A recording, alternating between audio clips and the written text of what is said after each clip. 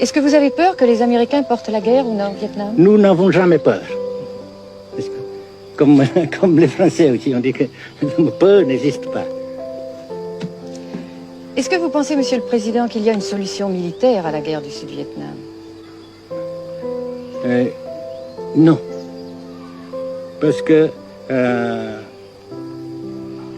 vous savez que le peuple vietnam, c'est un. Et le pays du Vietnam, c'est un. Les Américains ont fait une guerre d'agression, comme qui dit, c'est une guerre non déclarée. Et, comme vous savez aussi, vous avez pu lire dans la presse, n'est-ce pas, mondiale, que plus la guerre prolonge, plus les Américains et leurs valets, n'est-ce pas, s'enliser, hein? Et plus ils supportent des échecs, comme vous savez récemment, n'est-ce pas? Par conséquent, la guerre ne peut pas durer éternellement. Et je suis très heureux que les politiciens haut placés français ont reconnu cela.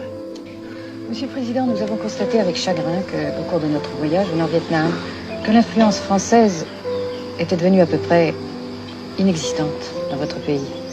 Les moins de 25 ans ne comprennent plus du tout le français.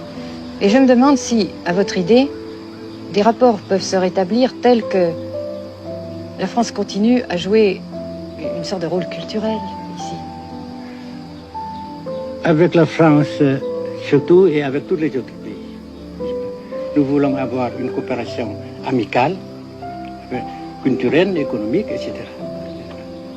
Mais je suis sûr que vous ne voulez pas avoir, n'est-ce pas, que la France ait l'influence qu'elle avait avant. C'est une autre chose. Naturellement, c'est une autre époque. Mais coopération culturelle, économique, qu'est-ce qu'il y a encore, sportive par exemple, oui. etc., n'est-ce pas, nous le désirons.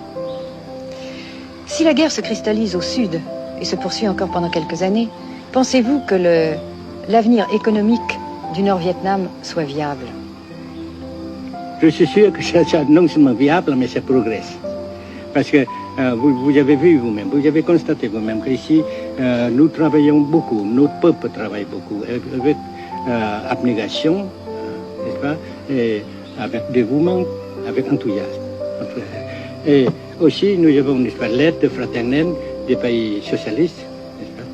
Mais certains ont l'impression chez nous, Monsieur le Président, que le Nord-Vietnam se trouve actuellement assez isolé, asphyxié même, et que politiquement, il pourra difficilement éviter de devenir une sorte de satellite de la Chine. Qu'est-ce qu'on peut répondre à cela? Jamais, jamais.